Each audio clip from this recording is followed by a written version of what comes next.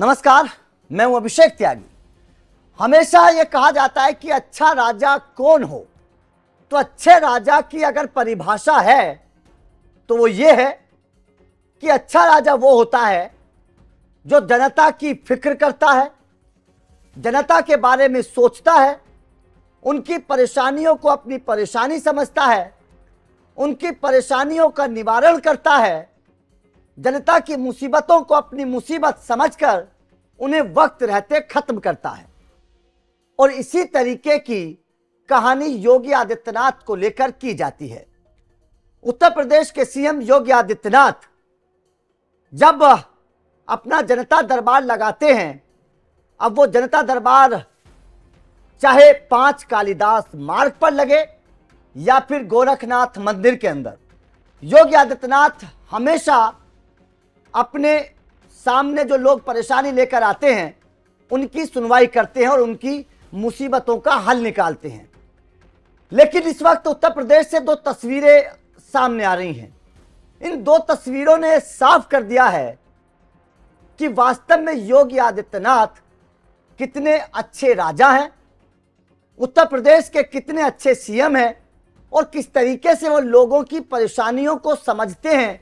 न केवल समझते हैं बल्कि वक्त रहते तुरंत उस पर एक्शन भी लेते हैं। तुरंत एक्शन लेने वाला जो फैसला योगी आदित्यनाथ का है, यह लोगों को बड़ा पसंद आता है। इसीलिए योगी आदित्यनाथ की इस वक्त चर्चा हो रही है। दरअसल तस्वीरें 5 कालिदास मार्ग की हैं। तस्वीरों को देखिए। तस्वीर में आपको 2 सेना के जवान योगी आदित्यनाथ के सामने बैठे हुए नजर आ रहे हैं। योगी आदित्यनाथ के हाथ में एक पर्ची है। वो उस पर्ची को देखकर सेना के जवानों की मुसीबत परेशानी को समझने की कोशिश कर रहे हैं और देश की सरहद की रक्षा करने वाले जवान हाथ जोड़कर योगी आदित्यनाथ के सामने बैठकर अपनी शिकायत कर रहे हैं। यह तस्वीर बहुत कुछ कहानी बयान कर रही है। जैसे ये दोनों जवान योगी आदित्यनाथ के सामने पहुंचे और इन्होंने अपनी पीड़ा योगी आदित्यनाथ को बताई, योगी आदित्यनाथ को गुस्सा आ गया, क्योंकि योगी आदित्यनाथ किसी भी तरीके का अपराध बर्दाश्त नहीं करते हैं, खासतौर पर माफियाओं के खिलाफ अगर शिकायत हो और बात अगर सेना के जवानों की हो तो योगी आदित्यनाथ का गुस्सा 7वें आसमान पर पहुंच जाता है। जैसे ये दोनों सेना के जवान योगी आदित्यनाथ के सामने शिकायत लेकर पहुंचे, योगी आदित्यनाथ ने इन दोनों जवानों से साफ तौर पर कहा कि आप परेशान मत होइए, आप देश की सीमा पर पहुंचिए, वहां पर आप देश की सीमा की रक्षा करिए, यहां पर आपकी परिवार की और आपकी रक्षा करने का काम हमारा है, आप परेशान मत होइए, यह कार्रवाई तुरंत होगी। योगी आदित्यनाथ ने तुरंत आदेश दिए और कार्रवाई शुरू हो गई। यह होता है एक्शन। इसी एक्शन की तारीफ हो रही है। अब इन दोनों जवानों की परेशानी क्या थी यह भी समझिए। दरअसल बताया जा रहा है कि ये दोनों जवान बुलंदशहर के रहने वाले थे। ये सीमा पर थे, लेकिन इनके गांव में इनकी जमीन को भूमाफियाओं ने हड़पने की कोशिश की। बेटा सीमा पर था तो मां बाप परेशान थे। बेटा सीमा से आया और योगी आदित्यनाथ के दरबार में पहुंच गया अपनी परेशानी को लेकर। जैसे योगी आदित्यनाथ के सामने दोनों सीमा के जवान पहुंचे, ये सेना के जवान पहुंचे, योगी आदित्यनाथ को गुस्सा आ गया और तुरंत कह दिया कि भूमाफियाओं को बर्दाश्त नहीं किया जाएगा, आप बेशक परेशान मत होइए, आप सीमा पर जाइए, आपके घर की रक्षा हम करेंगे। ये योगी आदित्यनाथ का इंसाफ है। इसीलिए योगी आदित्यनाथ की तुलना सबसे बेहतर अच्छे शासकों में की जाती है। और ये कोई पहली तस्वीर नहीं है। इससे पहले भी एक तस्वीर जनता दरबार की बड़ी वायरल हुई थी, बड़ी चर्चा उस पर हुई थी और योगी आदित्यनाथ की बड़ी तारीफ हुई थी।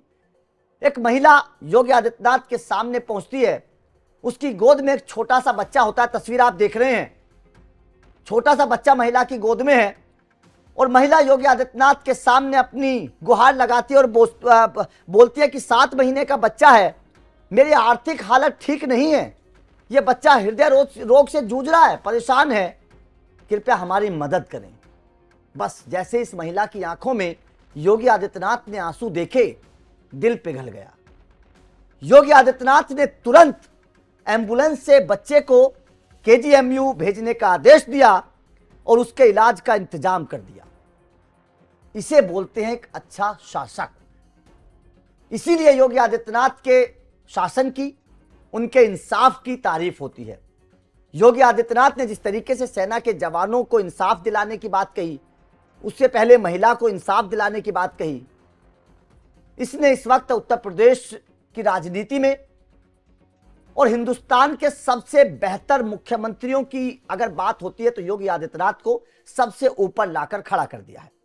योगी आदित्यनाथ के जनता दरबार से न जाने कितनी इस तरीके की खबरें सामने आती हैं, तस्वीरें सामने आती हैं, जब जो योगी तुरंत एक्शन लेते हुए उसका हल निकालते हैं। तो ये योगी आदित्यनाथ की एक बहुत बड़ा फैसला और तारीफ के काबिल ये खबर है। लेकिन अब आपके जहन में सवाल होगा कि आखिर जनता दरबार में जाया कैसे जा सकता है, क्योंकि परेशानियां लोगों की होती हैं, लेकिन लोगों को ये पता नहीं होता है कि आखिर जनता दरबार में कैसे जाएं, किस तरीके से वहां पर अपना निवेदन दें, किस तरीके से वहां पर एंट्री मिलेगी, क्या पूरा प्रोसेस होता है। तो चलिए आपको एक बार जनता दरबार के बारे में भी समझाने की कोशिश करते हैं कि आखिर वहां पर कैसे जाया जा सकता है। दरअसल जनता दरबार जो है वो दो जगह लगता है। एक तो अगर सीएम लखनऊ में होते हैं तो 5 कालिदास मार्ग पर लगता है, और अगर गोरखपुर में है तो जनता दरबार गोरखनाथ मंदिर परिसर में लगाया जाता है। इसके लिए कुछ नंबर्स भी हैं जहां पर आपको जानकारी लेनी चाहिए।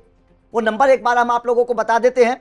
0522 2236 181, 0522 2289 0522 2236 167 और 0522 2239 234। ये नंबर्स हैं, यहां पर आप फोन करके जानकारी ले सकते हैं, या फिर उत्तर प्रदेश की वेबसाइट और जन सुनवाई पोर्टल पर आप नोटिफिकेशन चेक कर सकते हैं। रजिस्ट्रेशन कैसे करें ये भी एक बार आप लोगों को बता देते हैं। दरअसल जनता दरबार में पहुंचने के लिए कोई ऑनलाइन रजिस्ट्रेशन जरूरी नहीं होता है, लेकिन कुछ बातों का ध्यान रखना जरूरी है। कार्यक्रम स्थल पर आपको एक रजिस्ट्रेशन काउंटर मिलेगा, वहीं आपकी जानकारी और शिकायत दर्ज की जाती है और आपको एक टोकन नंबर दिया जाता है जिससे आपकी बारी तय होती है। अब जनता जन सुनवाई पोर्टल पर शिकायत पहले से दर्ज कैसे करें ये भी एक बार सुन लीजिए। आप चाहे तो पहले से अपनी शिकायत jansunwai.up.nic.in पर दर्ज कर सकते हैं। इससे आपकी शिकायत पहले से सिस्टम में मौजूद रहेगी और जब आप जनता दरबार में जाएंगे तो अधिकारियों को पहले से जानकारी होगी, जिससे आपकी समस्या पर जल्दी कार्रवाई हो सकती है। अब कौन कौन से डॉक्यूमेंट ले जाने जरूरी हैं ये भी एक बात जानना जरूरी होगा। तो Aadhaar card, voter ID, PAN card पहचान के लिए जरूरी है। समस्या से जुड़े सभी दस्तावेज जैसे जमीन से जुड़े पेपर, एफआईआर, अस्पताल का बिल, ये ले जाना बहुत जरूरी है। आप जिस तरीके की आपकी समस्या है उस समस्या से जुड़े डॉक्यूमेंट ले जाने जरूरी हैं। साफ सुथरा आवेदन पत्र, हाथ से लिखा हुआ या टाइप किया हुआ, जिसमें आप अपनी पूरी समस्या आसान शब्दों में लिख सकें, यह ले जाना जरूरी है। आवेदन पत्र में जानकारी जरूर होनी चाहिए। क्या होना चाहिए? आपका पूरा नाम, पता, मोबाइल नंबर और संबंधित विभाग या अधिकारी, अगर पहले कोई संपर्क हुआ हो आपका तो उसका जानकारी भी होनी बेहद जरूरी है। तो ये बहुत इंपॉर्टेंट है। जनता दरबार में अगर आप जाना चाहते हैं तो ये जानकारी लेनी बहुत जरूरी है। अब जनता दरबार में जाने के लिए किसी परमिशन की जरूरत है आपको, इस बात का भी आपके जहन में सवाल होगा, तो उसका जवाब है नहीं। आमतौर पर आपको कोई विशेष परमिशन नहीं लेनी होती, बस समय से पहुंचना जरूरी है और अपने दस्तावेज साथ रखना जरूरी है। भीड़ अधिक हो सकती है, इसलिए कोशिश करें कि आप सुबह जल्दी पहुंचे जनता दरबार में ताकि आपका नंबर जल्दी आ जाए। तो जाहिर तौर पर योगी आदित्यनाथ के जो जनता दरबार है इसकी तारीफ इसलिए होती है क्योंकि वहां पर फरियादियों की फरियाद सुनने के साथ साथ उसका निपटारा भी बहुत जल्दी होता है, तुरंत एक्शन होता है। इसीलिए योगी आदित्यनाथ की, उनकी सरकार की, उनकी कार्यशैली की तारीफ होती है। क्योंकि जिस तरीके से 2 सेना के जवान वहां पहुंचे और पहुंचकर जो भावुक आंखों से उन्होंने योगी आदित्यनाथ के सामने अपनी परेशानी रखी, तो सेना के जवानों की इस परेशानी को योगी आदित्यनाथ ने अपनी परेशानी समझते हुए उसका निपटारा तुरंत किया। यह होता है एक अच्छे सीएम की निशानी, अच्छे राजा की निशानी। राजा वही होता है जिसके लिए सबसे पहले प्रजा हो, सबसे पहले अगर प्रजा के बारे में राजा सोचेगा तो प्रजा राजा को प्यार भी करेगी, राजा का सम्मान भी करेगी और समर्थन भी करेगी। तो आपका इस खबर को लेकर क्या कहना है? योगी आदित्यनाथ के इन फैसलों को आप किस तरीके से देखते हैं? जैसे जनता दरबार में योगी आदित्यनाथ तुरंत कार्रवाई करते हैं, कमेंट करके अपनी राय जरूर दीजिएगा। वीडियो अच्छी लगी हो तो लाइक को शेयर जरूर करिए, चैनल को सब्सक्राइब करके बेल आइकन को प्रेस कर देना। Thank you very much.